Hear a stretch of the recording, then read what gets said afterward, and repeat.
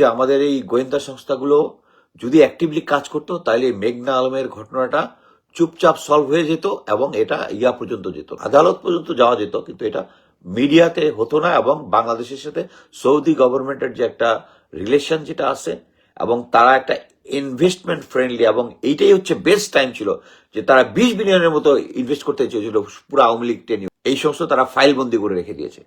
এখন যারা চাচ্ছে যে তারা ইনভেস্ট করবে, তখন এই মেঘনা আলমের ঘটনাটা ঘটায় দিয়ে তাদের একটা পার্সোনাল ইস্যু তৈরি করে দিচ্ছে। সো আমাদের গোয়েন্দা সংস্থাগুলা সঠিকভাবে কাজ করতেছে না। মেঘনা আলমকে নিয়ে আবার সবাই ভিডিও আপলোড করছে। প্রথম আলো দেখলাম তারা কেন এটা মেঘনা আলম কেন জাতীয় ইস্যু, মোট কথা হচ্ছে এটা একটা বিগ ইস্যু করার চেষ্টা করতেছে। সো এটার যে একটা ইম্প্যাক্ট আছে আমাদের বাংলাদেশের অর্থনীতি, ইনভেস্টমেন্ট, এগুলোর উপরে আমি জাস্ট ওইটা নিয়ে একটু আলাপ করব। সেটা হচ্ছে,